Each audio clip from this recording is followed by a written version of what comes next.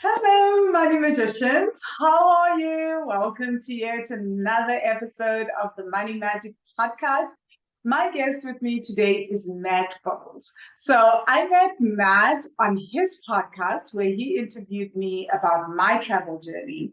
And over the last year, we've just kept in touch via Instagram, and he has been so insanely supportive. He's got an amazing story. That's why I invited him onto the podcast. He is a digital nomad and he also does real estate, but he's also one of those really cool people that can tell you so much about his travels in different parts of the world. He doesn't just do the popular destinations. He has done so many awesome countries that I'm just like, wow, that is so off the beaten track. It's literally the kind of thing I want to do, the kind of country I want to visit. So obviously I had to have him on this podcast to share about his journey in real estate and also as a digital nomad. So welcome, Matt. So wonderful to be here. Thank you for having me. Oh, wow. Thanks for coming through. So before we start, Matt, on the podcast, I love to ask people, what do they do? And then also to have them tell us how they define themselves as a soul on this journey of life. Wow, that's a deep way to start off. Oh boy, let's see. Well, in terms of what I do professionally at this point in my life, which is important to say at this point in my life because there have been many different phases and pivots, shall we say. But at the moment, I run a completely remote real estate brokerage based in the United States. And what we do is we help people to buy cash flowing rental properties in the most investor advantaged US real estate markets from anywhere in the world. So these are 100% turnkey residential properties. So they're single family homes, sometimes 2 to 4 unit properties. They're either brand new construction or they're fully renovated, and they all come with long-term tenants in place on a lease and a local property management company in place, collecting the rent, handling the maintenance, so that you don't have to be the landlord, you don't have to be the rehabber, and you don't have to live near the property, but you get all the benefits of owning the deeded hard asset, right? So that is what my company does. It's called Maverick Investor Group, and I've been doing that since 2007, and we built it with a fully location independent infrastructure. And I have been running that company as I have been traveling the world for over a decade now. And then in terms of who I am as a person, what are my values? Wow, that's a deep question. I'm not sure exactly how to answer that. I mean, I think in general, and I mean, also, as you know, because you and I have been in touch about a lot of stuff, I think we connected on a lot of values. And then there've been a lot of things in the world that have happened since our podcast interview. And I have been, for example, so amazingly appreciative of what South Africa has been doing in terms of intervening in the genocide in Palestine and bringing that to the world court and everything else. And for me, that's really meaningful because I think, just getting at my values, it's really about collective liberation. I mean, for me, like that's sort of at my very core, that's sort of what I'm about. And as I, to go, I guess, working backwards, now I want to run a real estate company. But before I ran a real estate company, I have a bachelor's degree in sociology. I have a master's degree in international peace and conflict resolution. And I worked in the nonprofit advocacy space up until the age of 30, right? So that was my entire professional work experience.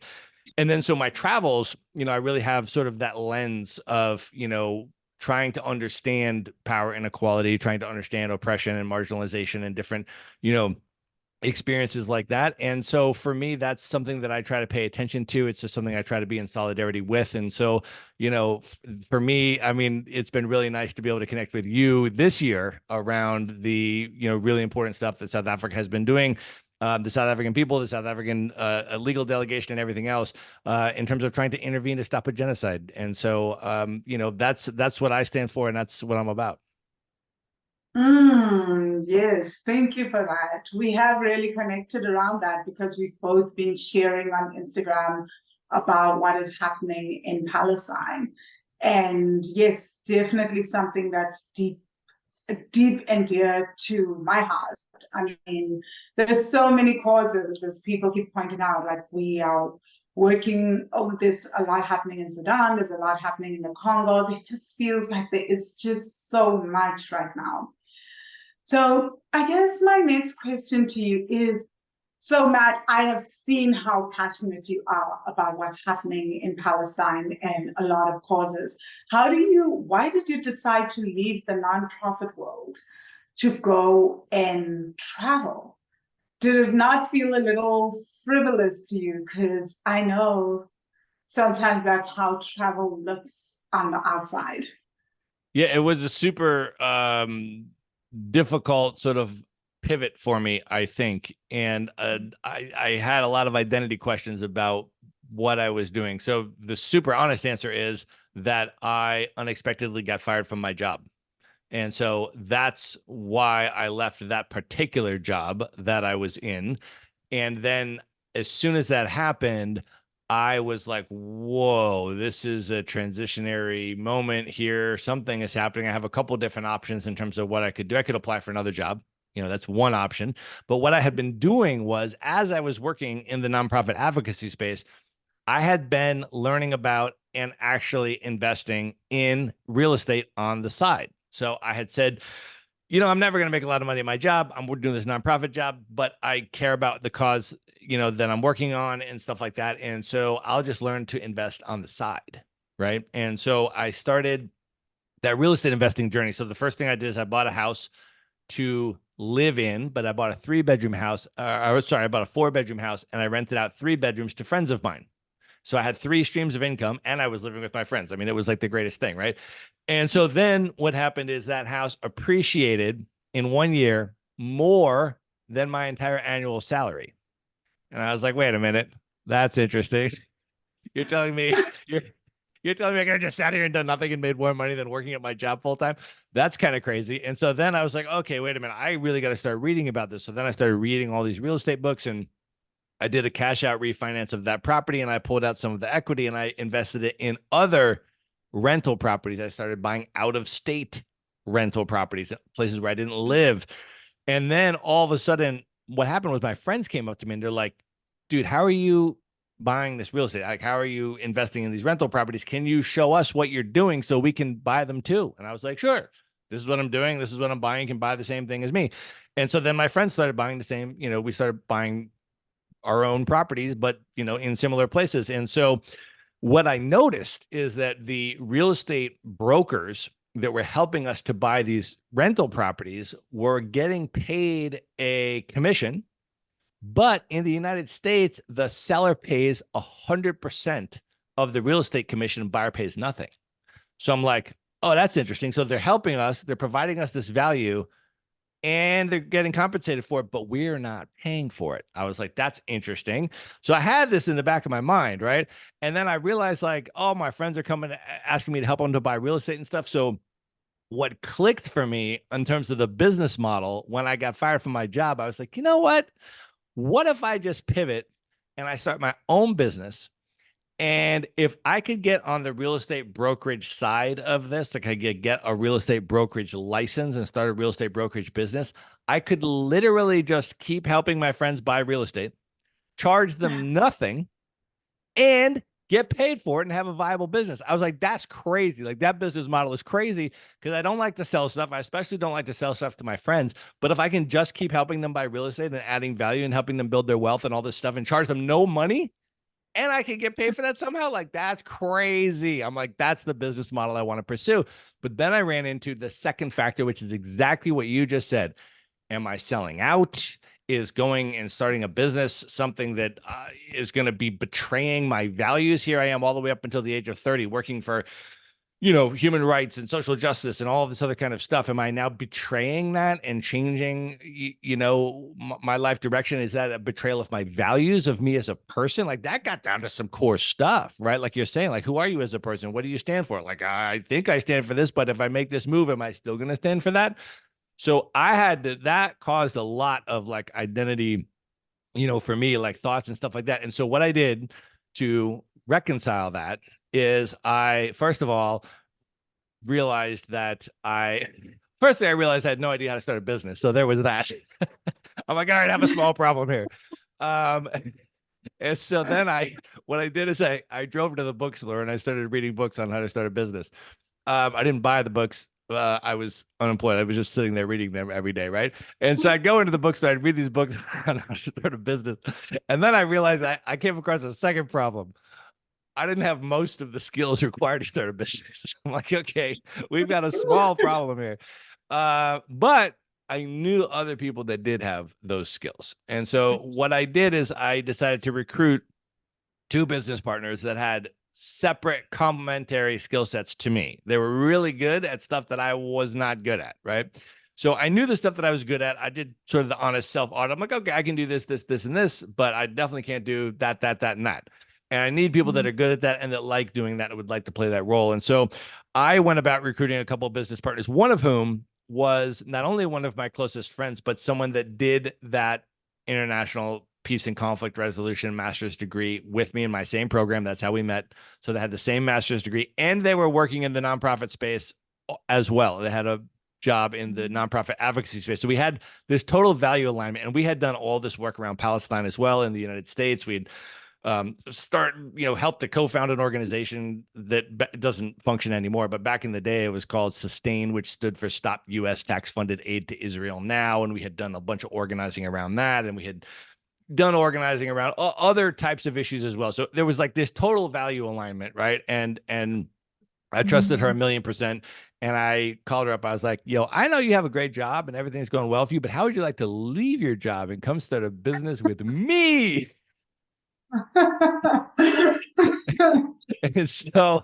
and somehow she agreed to do it. And so anyway, so I recruited. So then we realized, like, okay, great. We're both leaving the nonprofit space to start a business. And how about we get a business partner that actually has serious real estate experience? Because in order to start a brokerage, you have to have a broker, and that person has to have at least 2 years of full-time real estate experience as an active agent. And obviously it would take us 2 years to get there if we got our real estate licenses today. So since we had been buying rental properties, we knew people that were in that space that were selling us the properties, right? And we had experiences with them, as from the customer side. And I was like, I know this guy, and he gave me incredible customer service, really knows his stuff, incredible guy. I'll see if he'd be willing to leave his job and come start a business with us. So I honestly actually feel that like the recruitment of my two business partners was like the greatest sales, achievement of my entire career, getting them to leave their jobs and come start this business. But we did it, and we put the pieces together and we built that business, and we launched it in 2007. And I didn't start traveling immediately. I lived in Los Angeles at the time. We all lived in different cities, by the way. So we built this. We never lived in the same city. So we lived in different cities, but we were all in the US. I was in LA. I was in a relationship at the time and all this kind of stuff. And my partner was doing her PhD at UCLA in Egyptian history. And we were living together, we've been together for like 4 years. And one day she comes home and she's like, yeah, so I got to go do my dissertation research in Cairo for a year. And I was like, cool, I'm location independent. I'll go to Cairo for a year. Let's do that. And so that is what got me out of LA. Oh my gosh, I love the story. Before we even go on being a digital nomad, I love the story. The first thing that I wanted to ask about is around the emotional stuff of starting a business. We always skirt right through it, right? Like entrepreneurship, blah, blah, blah. Like a few days ago, as I'm reading actually yesterday, on the day before we recorded this podcast, I was sharing about writing my book and how I was writing my latest book, and tears were streaming down my face, and it was like, But now I'm like, oh, that was so worth it. At the time, I know it was like, what is happening? I've got legal cases, I've got a publishing deadline, and I've got to do something great and write this book and make it make sense. So what was your emotional journey? All this to say, what is your emotional journey? We always skip emotional stuff around starting. It was completely tumultuous. I mean, it was an absolute roller coaster. I mean, it was completely insane because, first of all, there's the I have to learn how to do this. I don't really know how to do this. And then it's obviously, what if I can't do this, or what if it doesn't go correctly? And now I'm getting other people involved and getting them to leave their jobs. And then what if it doesn't go correctly, and all of this kind of stuff. And there's this massive learning curve. I mean, for me in particular, because I didn't have any kind of business background academically. I mean, I had done some stuff back in the day. I don't know if I told you this, but I used to be a hip hop DJ back in like high school, college. And then what I parlayed that into was actually a mobile DJ company where people would just hire me to play weddings and school dances and like all this different kind of stuff, right? So I kind of had a little bit of a business, background, just a little bit like that. But then I didn't pursue that. Like I went to college and I was like, oh, these sociology classes are really interesting. I think I'll major in that, And so, and so I just kind of went this totally other direction. So I didn't have any background in like, building a business and this kind of stuff in any kind of, professional or academic sort of way. So I had to just learn that stuff from scratch. So that was incredibly time intensive. The learning curve is extreme. And then, yeah, the emotional part of it is really intense because you will come into periods. I mean, they call it the entrepreneurial roller coaster for a reason, because it goes up, but boy, does it go down, and it continues to go down. It's not just at the beginning. Like that's the thing, right? Like you can get to a point where you're like, oh, I've made it to this plateau. I feel a level of success. And then the floor falls out from underneath you like the next day. And you're just like, okay, I'm back at the beginning or even below the beginning. Like what's going on here? And so it is a very, very emotionally tumultuous ride, which is why, number one, you need to surround yourself with people that are going to be really supportive through that ride. So if you're going to, work with business partners, pick the right ones, because that's an important choice. Because when stuff gets difficult and when it gets financially tight and gets stressful for any number of reasons, having the right people around you that how they're going to, respond and support each other in that environment is really, really important. And then just the resilience to work through that. Because what happens with entrepreneurship, I mean, the reason why, I don't know what the statistic is, but it's some like insanely high number, 90 something percent of small businesses, fail within the first, I don't know, few years or something like that. And what I've come to learn, or the way that I phrase this or explain it to people, is that entrepreneurship is really about problem solving. It's just ongoing, continual problem solving. Every day, it's about solving problems on every level, right? I mean, from the development of your product, what problem is the customer having that's not being solved that I could solve with the product that my company offers, right? So, people want to invest in real estate, but it's a lot of work to find a good property. Then it's a big headache to renovate the property. Then it's a super big headache to be the landlord of the property. These are problems that people have. So starting with the very product or service that your company offers, I'm going to offer a turnkey solution. I'm going to identify the investor advantaged markets. I'm going to identify the specific properties, and I'm going to let people to buy them turnkey. So they're already renovated. They already have a tenant in place, and they don't have to be the landlord because they're professional property managers already in place, but they get all the benefits of owning the hard asset itself, the deeded real estate, right? So that is a solution to a problem. Okay, so starting with your product and service, you're solving a problem. Then you have a bazillion business problems that are going to happen to you, right? There's going to be market-related problems, right? There's going to be, the mortgage rates are doing this, or the real estate market's doing that. Or then you're going to have HR problems with staff and this. And I mean, you're going to have a bazillion different types of problems, and you, the entrepreneur, need to solve them. And your ability to solve them is what is going to allow you to continue your entrepreneurial journey.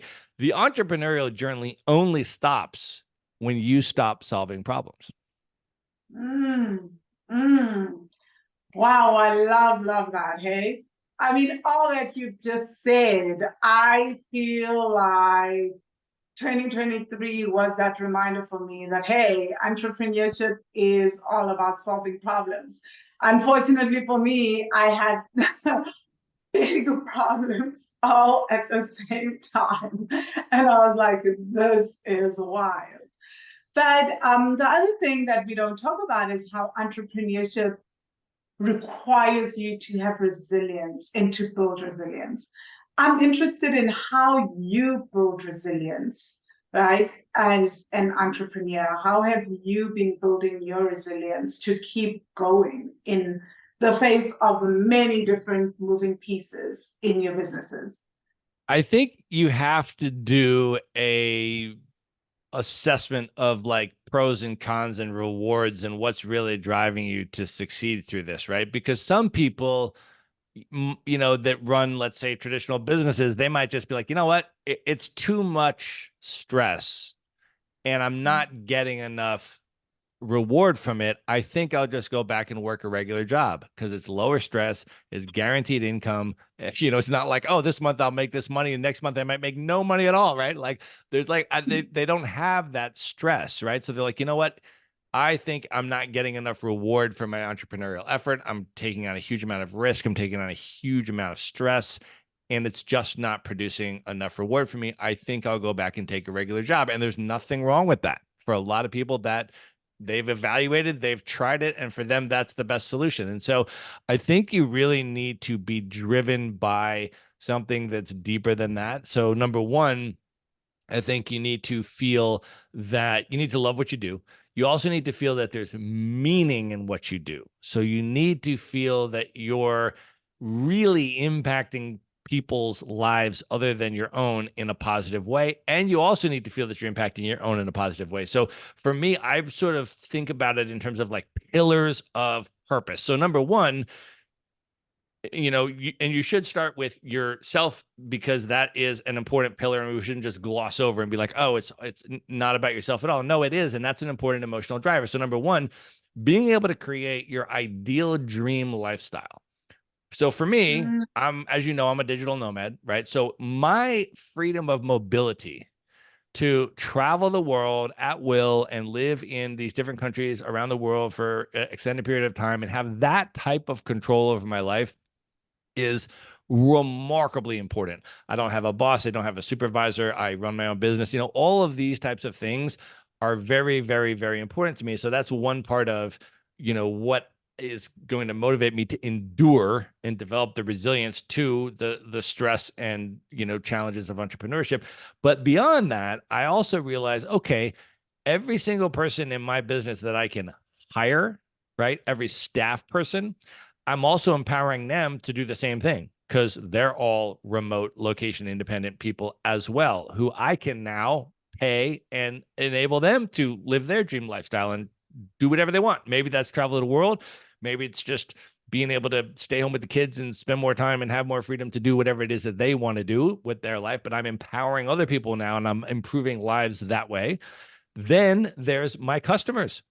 I am working with customers that I've been working with for over a decade, helping them build their real estate investment portfolios, helping them buy rental property after rental property, which creates stream of income after stream of income and is helping to move them and their families towards financial freedom and all of these types of things to take control of their life and design their dream lifestyle, right?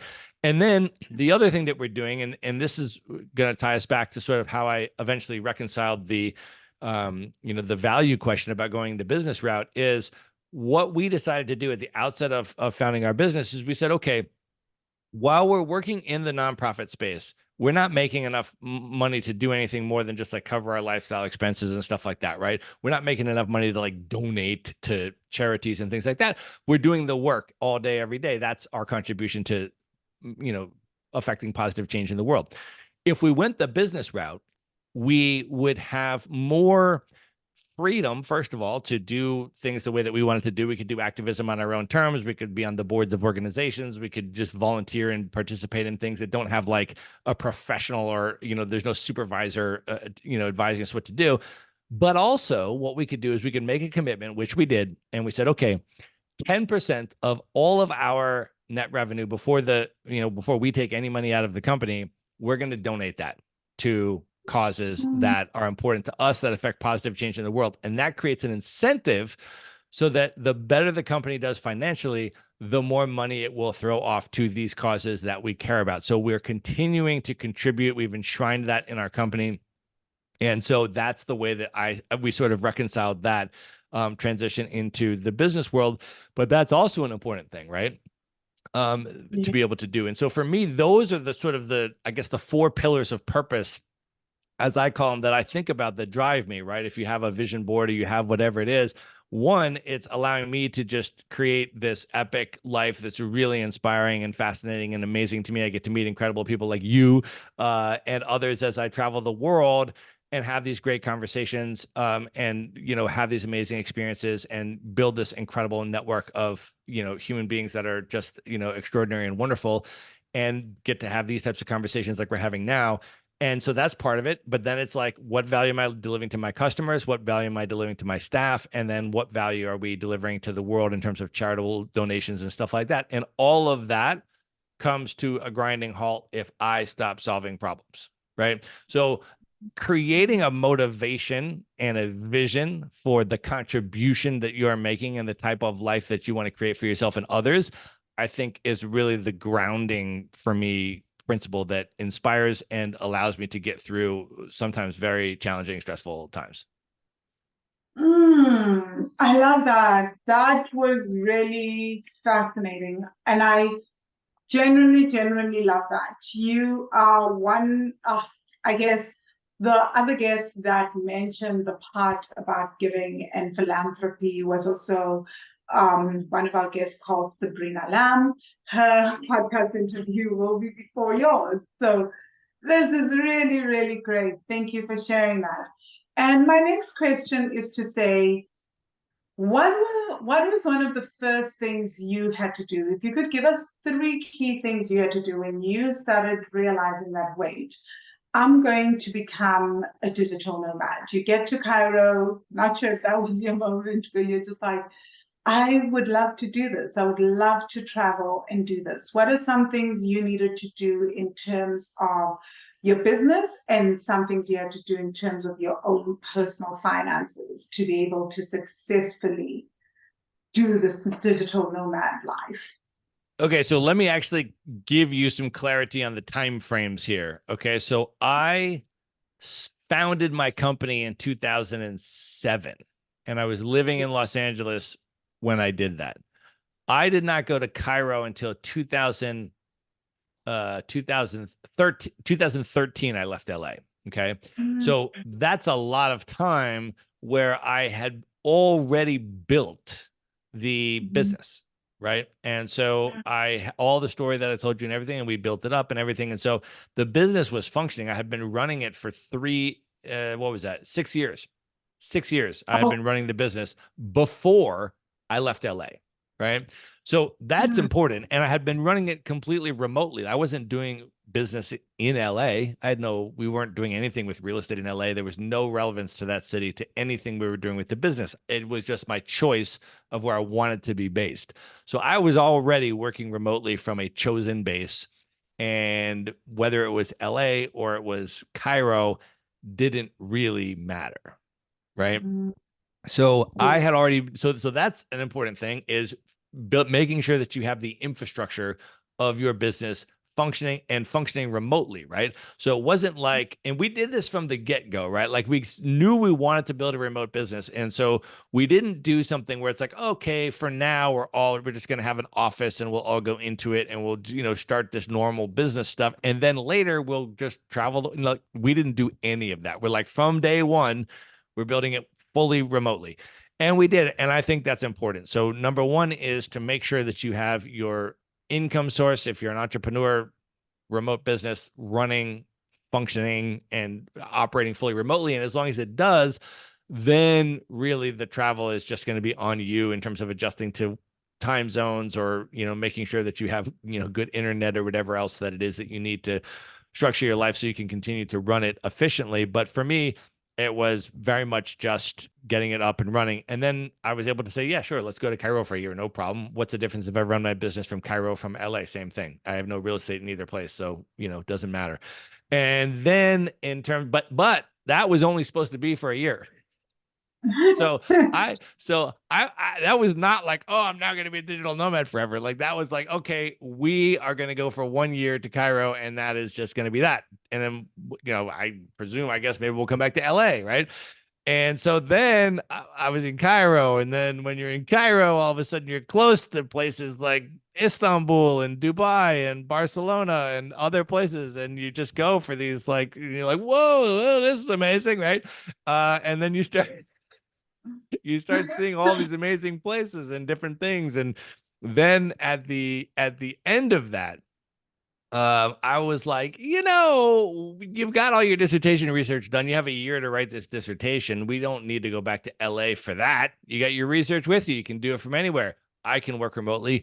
Why don't we just pull out a world map and pick the top 5 locations in the world that we'd most love to live, and just go rent an Airbnb for 2 or 3 months in each place instead of going back to LA? And I will tell you that Cape Town was definitely on that list. And so the first time that I came to Cape Town was in 2015. Wow. I'm recording from Cape Town right now. Yes. Yes. So that was it. That was my first time in Cape Town. Lived in the Bocap and just, was so enamored with the city. As you know, I've been back multiple times since then, including as recently as last year. And incredible city. But that really started the nomad journey. Was like, okay. And then in addition to Cape Town, how about we go to Rio, and how about we go to, all these spots? And so then we just kind of started doing that. That actually ended up going for about 2 years. And then she and I eventually broke up in 2016.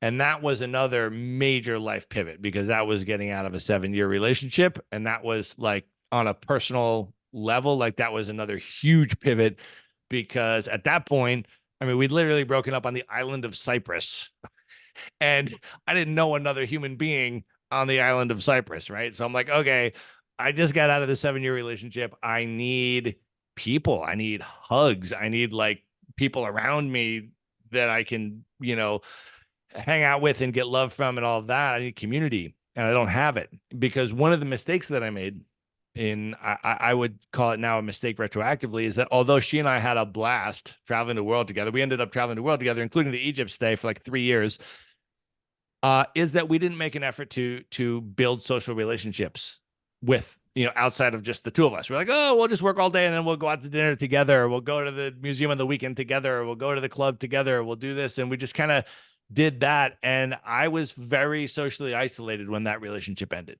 and I was like, I need to figure this out. I need a community right away. But also, I love this travel thing. Like, I wonder if it's possible to reconcile those two things. And then I was like, so the first thing I did is like, okay, I need to get out of Cyprus. So I go to the Skyscanner app, and I'm like, okay, what is the cheapest flight from Nicosia, Cyprus to anywhere in the world? Cheapest flight was to Athens. So I'm like, okay, $69 to Athens, book that. I'm getting on the flight tonight, go to Athens. And then the next day I go to a coffee shop in Athens, and I open up my laptop, and I'm like, okay, plan rest of life. And so I was like, all right, I have heard about this program called Remote Year, which is a program, is a company called Remote Year. And what they do is they plan 12-month itineraries for remote professionals, and you travel the world together as a community, and you live in a different city every month for 12 months across 4 continents, but you're traveling with the same people for the whole year. I was like, this is unbelievable in terms of what I need right now. It's an immediate community. Nobody knows anybody to start. Everyone's coming there with the intention of creating an intentional community, and I'm going to be with them for an entire year, and I can keep traveling. Sign me up. And so I did Remote Year in 2016 until 2017. And then after that, I continued traveling the world. Oh my gosh, what a story. Like, I love that so much. Firstly, let me just say, I resonate with thinking you're going to travel somewhere for like a short amount of time. I thought I was going to go to the US. Like, in my head, I was like, I'm going to go to the US. I'm going to come back to South Africa. I'm right after graduation. I wanted to travel, but in my head, it was like, I'll go to the US, see this traveling thing, come back to South Africa, work, save up, then go again. And I've had these ideas in my life very, very often, but then went to the US, worked on a cruise line, came back, few months later, was in England. Didn't stop traveling. Then when I went to Boston, had my own breakup there, and then came back. I was like, I'm coming back to South Africa. And was very gung-ho with my family. I am now back. I'm back to settle. Like now I'm looking for a job. Paid off my debt 3 years later. I was like literally out, you know. So I resonate with that. And I also resonate with that needing community when you travel, right? And I think this is something that we don't talk a lot about as travelers, is how traveling, especially, I've been a solo traveler my whole life until recently, right? But how traveling can sometimes be very, very lonely, and how you then need to build community in order to keep traveling. Like I was reading some stats around the rise in depression amongst digital nomads, because you're always moving from country to country and you're meeting new people and you're having to start from scratch constantly. And I did go through a period when I moved back to South Africa for 3 years in 2012. It was also why I decided to stay, was I just felt like I didn't have it in me to go build another community. You know, I didn't want to say goodbye to.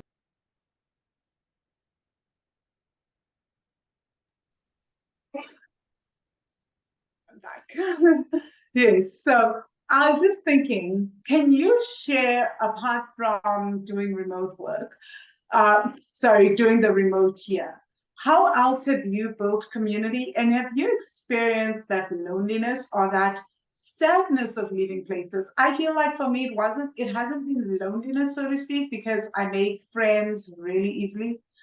This is one of my perks. I create community really easily, but I have a hard time, believe it or not, leaving people behind. Like I always feel like I'm leaving my heart behind in every country. How have you navigated community as you travel and leaving places to go to the next place? Yeah. So I think there's probably different types of when we say community, because one type of person that we would be meeting and connecting with would be other travelers, and a different type of person that would be meeting and connecting with are local folks, right? And so when we say we're leaving, if it's another traveler, they're probably leaving as well, right? In terms of the physical location.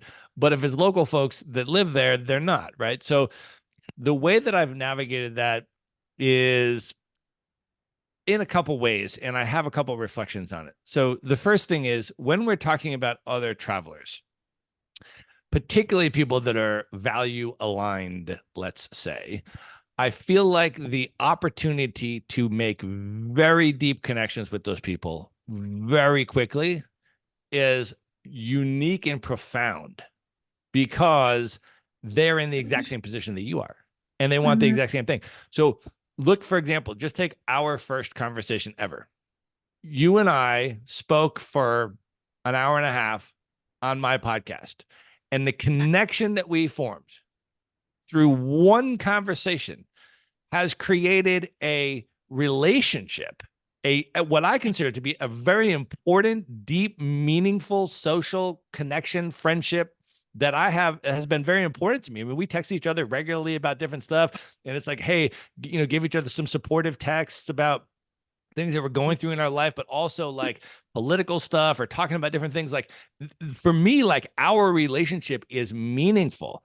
And there's two things that people should know. One, that started from a single conversation, like literally 90 minutes together. We had that. And number two, you and I have never met in person.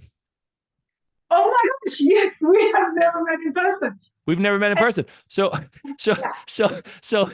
that's another thing, right? It is the virtual element and the extent of the meaningful substance that a virtual relationship can have. Now, in some cases, it's you do meet the person in person and then you maintain the relationship virtually, right? So I have a number of people in my life that are super important. Some people I haven't even met in person, like you, and then other people I have spent time in person and I will see them again, at some point. And so at this point, I've been a full-time digital nomad with no base for over a decade. right?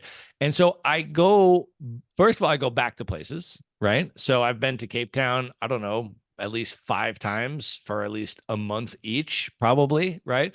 And so when I go back, you see people that that are there, right? And so for me, I just kind of go back to places that I love, and I know that there's people there that I can visit there, but I'll keep in touch with people. Like when I was in last year, I was in a year and a half ago, probably now, I was in Johannesburg.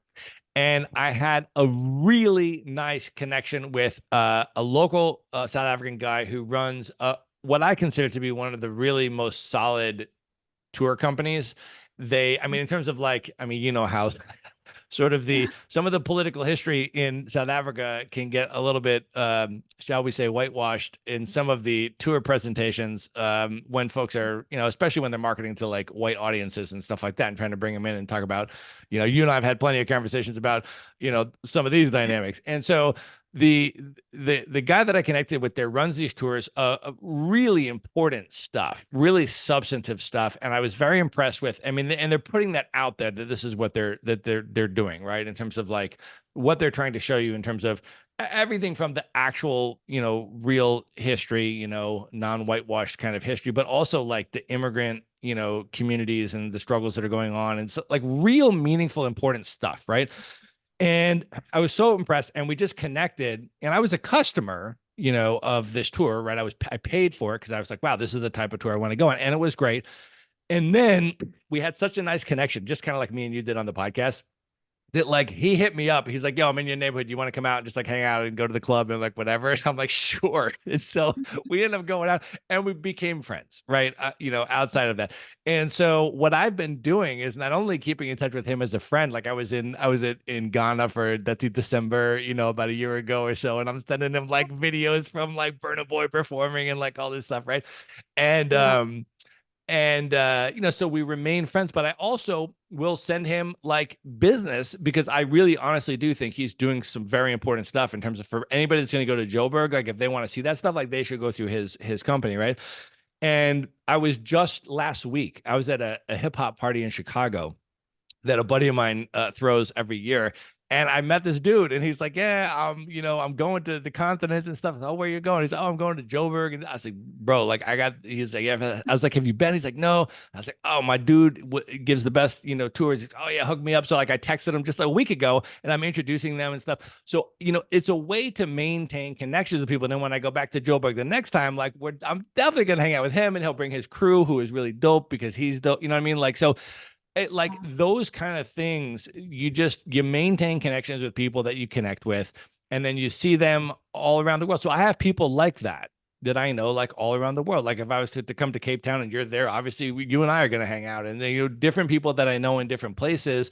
And so I think maintaining the virtual connection is a big part of that. But I also think when you're in person, even if you don't know anyone, the ability to go very deep, very quickly is really a unique situation amongst digital nomads in particular, because you're itinerant, because you might not have a lot of time together, and you do want to find those people, those amazing, extraordinary, fascinating, value-aligned human beings that you can connect with, and they want the same thing, right? And so you can just go very deep, very quick, form a really meaningful connection, and those connections can last.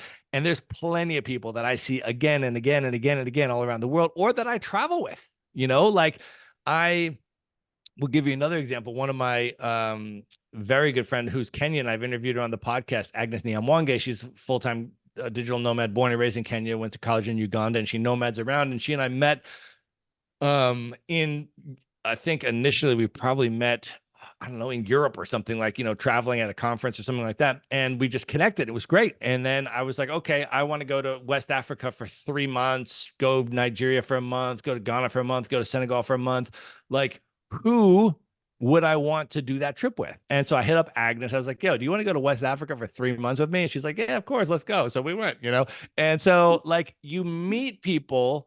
And because this is the type of person who can just be like, yeah, let's go to West Africa for 3 months. That's the type of person they are. That's the type of person you meet. And so then you just hit up someone And they're just like, yeah, let's go. And so you go. And so we went. And so, and we did our podcast interview in Dakar in Senegal at the conclusion of that 3-month trip after going to Lagos for a month and, all this kind of stuff. And we talked about it and, and all of that. And so those are the types of people you meet. Those are the types of things you can do. And that's the type of lifestyle that you can build. I so love that.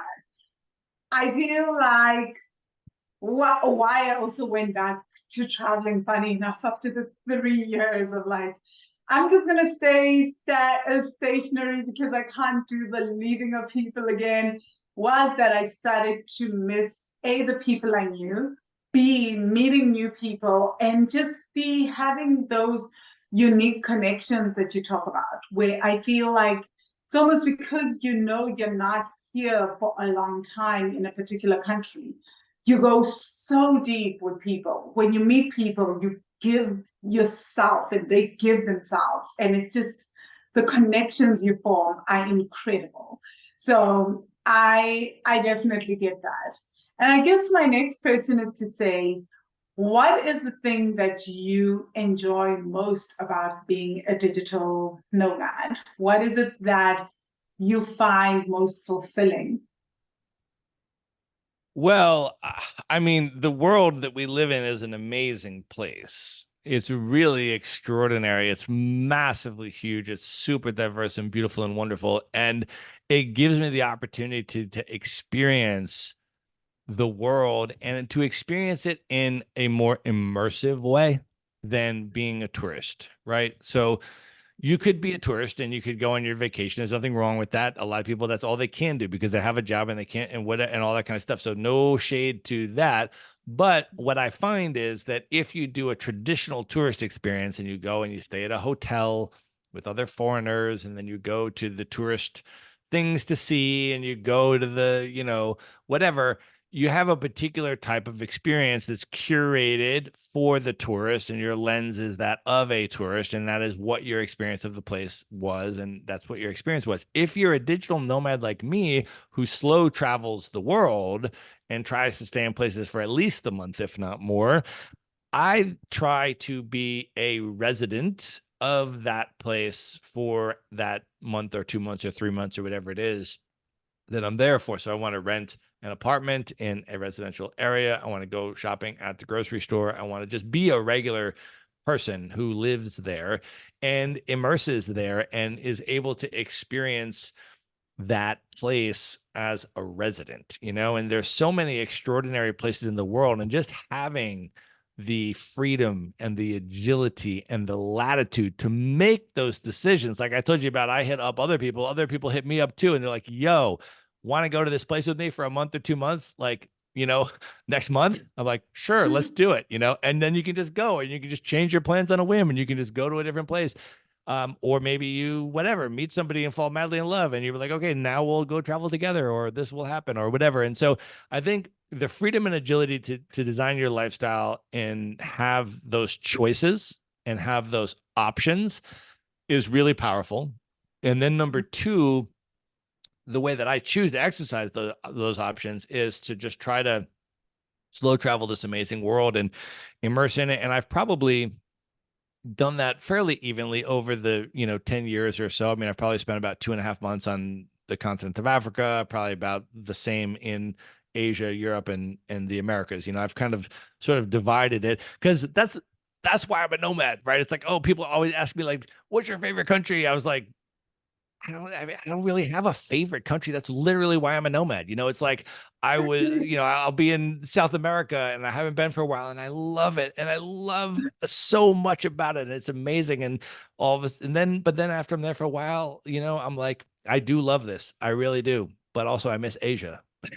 And then I'll go to Asia and then I'm like, oh my gosh, I've missed you. And I love it. And I love everything about it, and I'm still loving it. I don't stop loving it. But after I'm there for a while, I'm like, I miss Africa.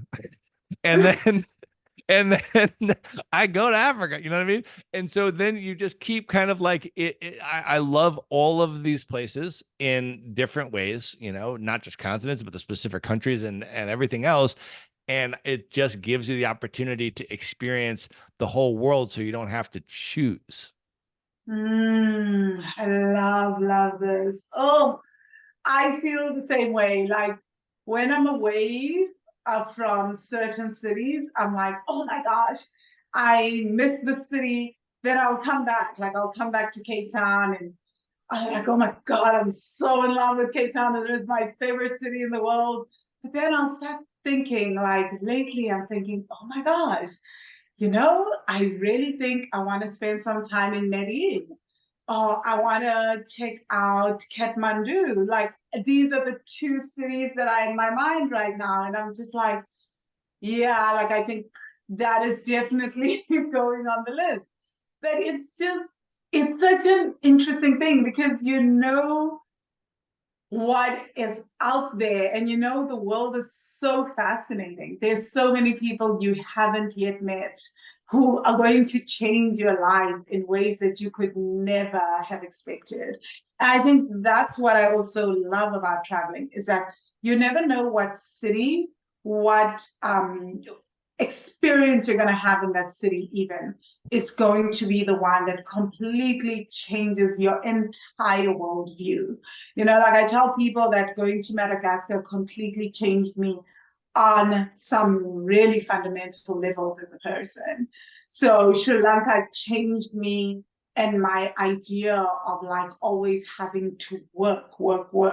It really introduced a new way of looking at things and work for me. And I find that very, very interesting. So I love that about travel. So there's someone here who's probably listening and thinking, this sounds exciting.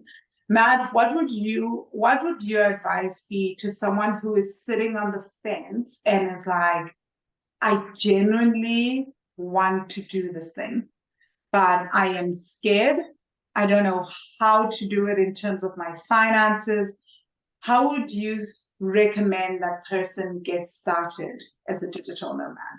Well, in terms of finances, depending on where you're coming from, for example, if somebody's coming from, the United States, where I'm coming from, almost everywhere in the world is less expensive to live. So it is going to dramatically improve your financial situation to live somewhere that's not the United States, So it is like when I left Los Angeles and started traveling the world, it reduced my living expenses dramatically, right? So if we're talking about an itinerant lifestyle, like I live, okay, what you have to understand is that you are getting rid of all of your overhead expenses. You are not paying rent while you're gone. Because a lot of people think, oh, travel is expensive because they think about it as vacation, which means I have to pay the rent and the utilities and the car payment and the whatever else they pay. And in addition to that, at the same time, pay the hotel and the, this and the other thing. And I'm paying two things at once, which is an added expense, right? If you're an itinerant digital nomad, you are giving up all of this first category of expenses. So you don't have a car payment anymore. You don't have a rent payment anymore. You don't have those utility payments anymore, the TV, the internet, whatever it was that you were paying for, you no longer have those expenses, right? So doing that audit, first of all, and saying, okay, let me actually look at what my expenses are and how many of them, if I was not in this city, could I completely get rid of? And turns out it's usually a lot. And then if you're going to a place, and depending on where you're from, but there's a lot of places in the world that are a lot less expensive than probably where you're from, right? Even if you're from Cape Town, you're from wherever, there's a lot of places in the world that are way less expensive than Cape Town. And so if you go and travel in those places, you're actually saving money. Like it's actually financially advantageous to you to leave your current place and go to travel the world and spend time in less expensive places. So in terms of finances, that's oftentimes the easy part. It's financially beneficial to do this lifestyle. You just need to plan it and sort it out. And then obviously you need to sustain this lifestyle financially. And so you need to have either a remote job that allows you to work from home. Because if you can work from home, then you can work from the beach in Thailand or the rooftop in Dubai or wherever it is that you want to be, right? The cafe in Paris or, wherever it is that you want to be, you can work from there. instead of working from home, which is a beautiful thing. Or if you are an entrepreneur, I would say get the business functioning first and then travel. Thank you for that. Wow, Matt. So my second last question to you is, what has been the biggest challenge for you as a digital nomad and also just running your real estate business on the road? The biggest challenge for me as a digital nomad, I mean, I think it probably relates to, what is the biggest challenge? I don't know. I mean, I think you're always trying to do a balancing act, right? How much time do you want to spend, let's say, with your family? Like, how often do you want to visit them and how long do you want to stay?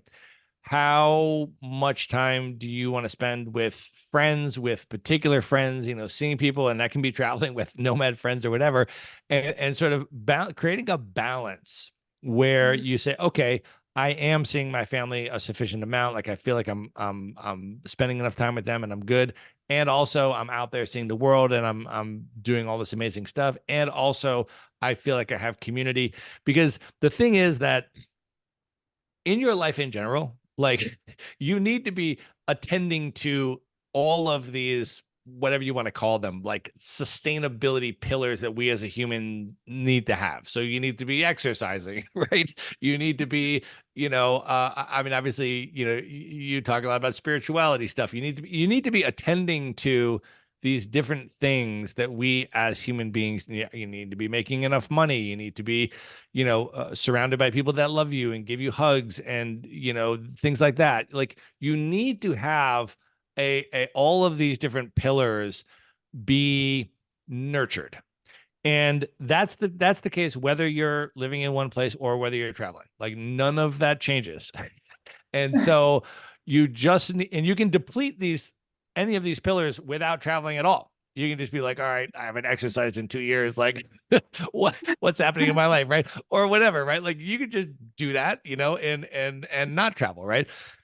And so I think that while you're traveling, just remember that the same pillars need to be attended to, right? The same things need to be nurtured, and some of those might be in different ways. So if you normally live near your family and you normally see them all the time, and now all of a sudden you're not going to see them in person all the time, well, you need to come up with another way to stay in touch with them to the extent that you would like to stay in touch with them, and whatever it is, right? So I think it's like, yeah, there are some things that change, but really it's just about making sure you have that balance, right? Like eating healthy food. Just because you're traveling doesn't mean you can, like, all of a sudden you eat junk food every single day for every single meal, right? Like that's not good. But it's the same with all of these things. Like I think if you look at the reason why a lot of people start nomading and then they stop is because they don't pay attention to all of these pillars. Like some of these people just get out there, start nomading, and then they're just partying all the time. They're not paying attention to their business and they run out of money because they didn't work enough. Other people, maybe they work too much and they didn't pay attention to that social pillar and they get lonely and they're like, oh, I need to go home because I'm too lonely. So any of these things can happen, but none of them are specific to travel. You can get lonely at home. You can watch Netflix all day and not work on your business at home. Like you can do any of these things anywhere. And so traveling is no different. You need to pay attention to all of the important pillars that we as humans need to have to nurture them in a way that is fulfilling for us. And I think that balance is something that is different in the nomad life, but it's definitely something that is important to pay attention to. And I think sometimes I notice one of those getting out of balance for me. Like every once in a while, it'll be like, whoa, like, why is my weight going up? Oh, I haven't worked out and I haven't been walking my 10,000 steps a day. I've just been like, whatever, like, why do I feel so terrible? Like, oh, that's why, and then you're like, all right, get to the gym, get the thing, get going and get back into it. Or, wow, I'm feeling lonely. Like, why, what's happening here? And then you say, oh, okay, well, I haven't done this and this. And now here's what I can do to sort of rectify that and put more effort into refilling those pillars and nurturing those pillars that are depleted. It's the same thing though, that we have to do whether we're traveling or not. Like, to be honest, like, we need to pay attention to that stuff wherever we are in the world. So just when you start traveling, remember, you still got to pay attention to that stuff. Oh, wow. That was such an incredible answer. Thank you. My final question to you is, how do people work with you in terms of the real estate? How do they get in touch with you? What is the process? I've always been very, very curious about how people can invest in the US market if they are not physically based there and they don't have connections there. And I feel like you are the answer to so many people who have never been to the US, haven't built a network there, and want to get access to that market and invest there. What is the process? Take us through it, please.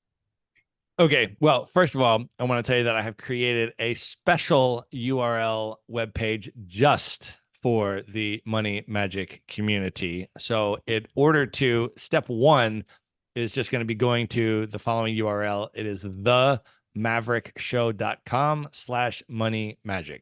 So when you go there, you will see, and I'm going to put some other cool free stuff there as well, by the way, like some cool free travel stuff, like how to do minimalist packing and how to, I'll put some stuff about like my 7 keys to building a location independent business, even in a space that's not traditionally virtual, like real estate. Yeah. So I'll put a bunch of cool free stuff there. Everything's free. You can just come and get what you want. But also there is going to be a link to schedule a video consultation with Maverick Investor Group, which is the name of the real estate brokerage I run that helps you to buy these rental properties. So as I mentioned at the very beginning, my favorite thing about the business model that I run is that I never have to charge our customers any money ever. So you will never be charged any money by Maverick. You can come in, you can do a free video consultation. On that consultation, we will get to understand what your situation is. And whether, to your point, whether you're a U.S. national or you're not, will change certain things for you in terms of what the next step is, none of which will prohibit you from buying real estate in the United States. Anyone can do that, but we'll get to know, okay, are you a U.S. resident? Are you not? Okay, therefore, now here is the next step. And then we'll go through and talk about your real estate investing goals, your current financial situation, in terms of investable cash and this kind of stuff. And then we'll talk to you about specific U.S. real estate markets and which one might be best for you based on your individual buying criteria and so forth. We also have a whole bunch of resources, both in terms of educational information, which we can put you towards. I do a lot of educational webinars. We have articles, all this kind of stuff, but we also have connections with pretty much every type of vendor that you would need along this journey. Okay. So we walk with you the entire way from the beginning consultation when we meet you all the way until your property closing.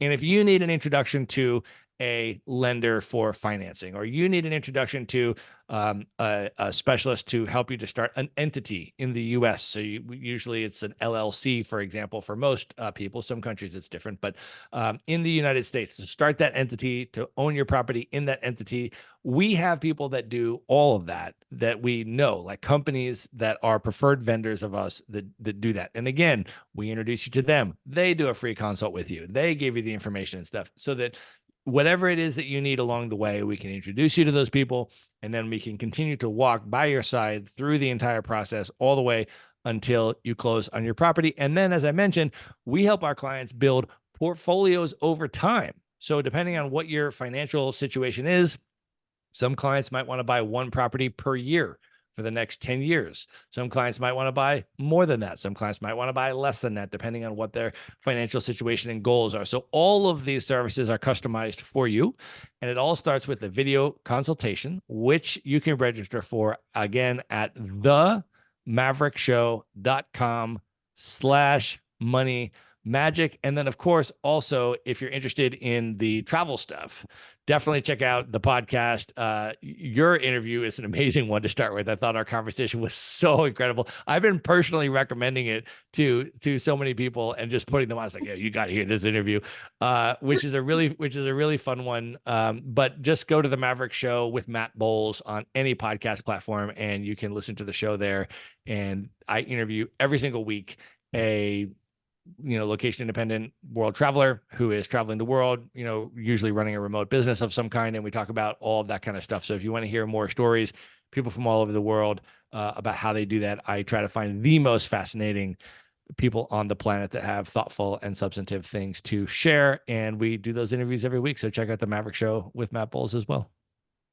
Wow.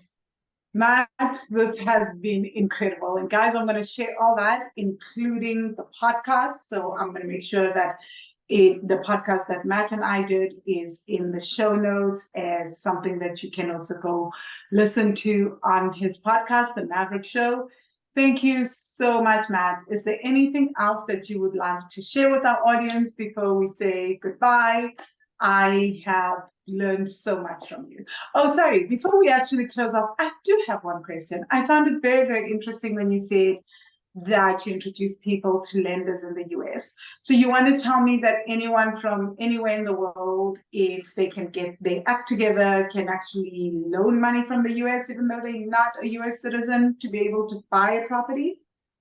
So there are different types of lenders or different categories of lenders. And so if we're talking about conventional lenders who do conventional mortgages, which are the lowest interest rates, the lowest money down from conventional banks, they will require that people are a U.S. citizen or a permanent resident or something like that. They are here, they have a U.S. credit score established.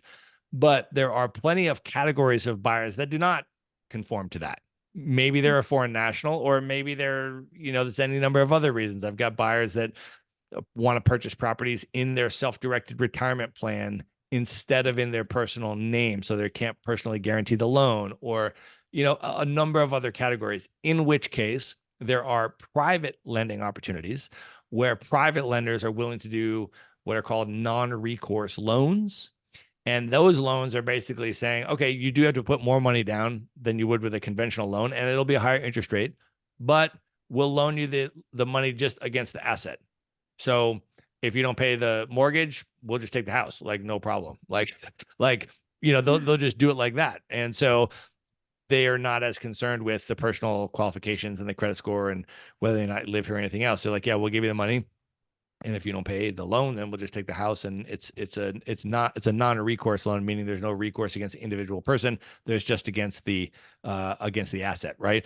And there's different variations on that. There's some that are like, oh, okay, there'll be a little bit of personal qualification or whatever. So there's a range of those things. So again, depending on who you are and depending on what your needs are, we can introduce you to the types of vendors that would be potentially the best fit for you to at least interview and evaluate and see if it's a good fit for you. And, we've also got clients that, maybe instead of getting a loan from a lender, maybe they want to partner with somebody else, and 2 or 3 people want to start an LLC together and each put in 1/3, and then the LLC buys the property for cash, and then you don't have to worry about the financing. So there's a lot of different ways that you can do it. You can structure it depending on what your needs are, which is why it all starts with the video consultation. We can understand what your situation is, and then we can direct and advise you accordingly. Wow. Guys, you heard it. This is incredible. I think it's incredible, and I'm pretty sure that others listening to this think it's incredible. Thank you so much, Matt. And thank you for sharing your knowledge. Once more, now we'll ask, and I'll ask another question. Would you like to say anything else before we say goodbye to everyone? Well, I just super appreciate you having me here. You've been amazing. You've been such an important person in my life, and you're such a ray of sunshine. Every time that I see your posts, and just your smile radiates warmth and love. So I have appreciated you so much. I've appreciated being here, and anyone from your audience that wants to come through to Maverick, just as I said, if you come through that link, we'll know where you came from. which means we can roll out the red carpet and give you the special Money Magic VIP treatment. So definitely go to the maverickshow.com/moneymagic. As I said, there's other cool stuff there. If anybody wants to hit me up personally on Instagram, you can also just follow me there at Matt Bowles Maverick. So it's MattBowles Maverick. That's my personal Instagram. Feel free to just shoot me a DM. Let me know you heard me on this podcast, and would love to hear your feedback on it. Fantastic. Thank you, Matt. And thank you, Money Magicians. I look forward to hearing your comments on this particular podcast. If you enjoyed this, please share away with family and friends. Leave us a comment on YouTube, right? Leave us comments and ratings on Apple Podcasts and on Spotify. Until next time, cheers.